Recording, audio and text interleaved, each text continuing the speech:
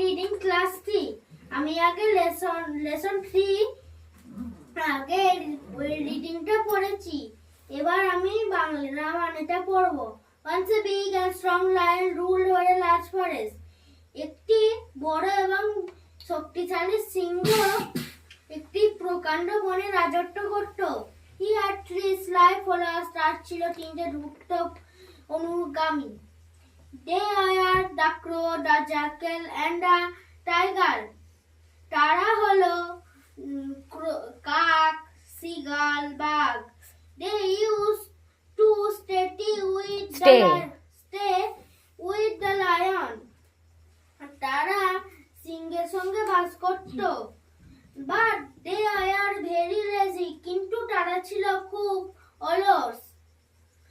So সুতরাং they also praised the lion and became his trusted followers.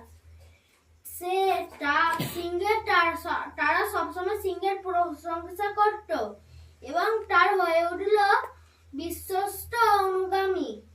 The lion used to go out for hunting. সিংহ শিকারে যেত। He used to hunt down an animal every day. Say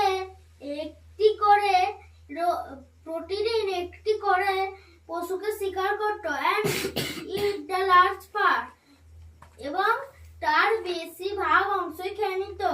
Then the followers would eat the leftover.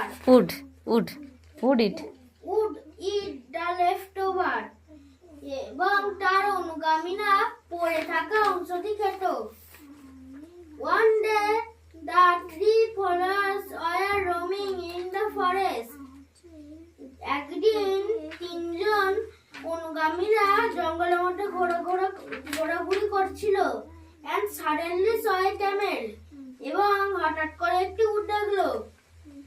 They had never seen a camel before. তারা তাকে কোনো উট দেখেনি। So সুতরাং they made friends with the camel.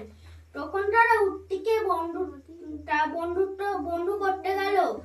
They invited him to meet the lion, the king of the forest.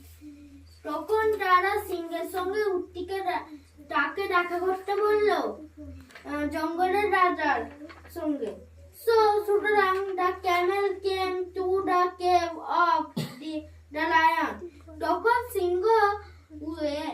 তখন উট সিংহের